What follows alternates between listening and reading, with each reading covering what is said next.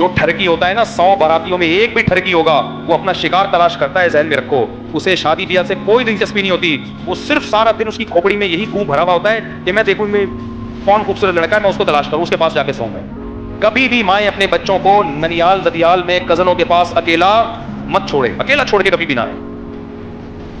बहुत सोसाइटी में खराबी फैलती है। बच्चा जब तक समझदार नहीं हुआ, दाढ़ी वाड़ी नहीं निकली, उसको बस में कभी अकेले सफर ना कर रहे। बसों में बहुत गंद है, ये गंदा होता है, वो तलाश कर रहा होता है। तो इस तरह से आप अपने बच्चों की हिफाजत कर सकते हैं। और उनको जब समझदार हो जाए तो बताएं भी, बेटा कोई भी इस तरह से आपसे छेड़छाड़ की कोशिश करे ना, थप्पड़ पहले लगा दो, फिर बाद में बताओ कि हुआ क्या।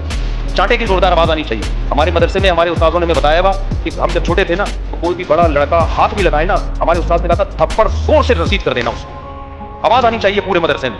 उसके बाद हम आएंगे पूछेंगे क्या हुआ, तो फिर देखते रहेंगे कि किस क्या क्या सही है क्या गलत। थप्पड़ पहले क्या करना है, पार्सल। तो पार्सल का खास इंतजाम है, लिखा हुआ होता है।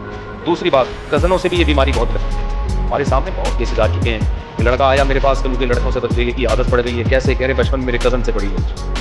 कजन तो भाइयों की तरह समझा जाता है, उससे फ्री हो रहे हैं, कोई एहतियात भी नहीं है, उसी के साथ हो रहे हैं, पक रहे हैं, आदत खराब कर रहे हैं। हम नहीं कह रहे कजन खराब होते हैं, लेकिन बच्चों को शादी ब्याह में जब माएँ लेके जाती हैं, तो क्या होता है कि कजनों के साथ ऐसे ही छोड़ देते हैं। शादी वाला घर होता है तो सब सो रहे होते हैं, चिपक चिपकते हैं कि बिस्तर पे सो रहे हैं।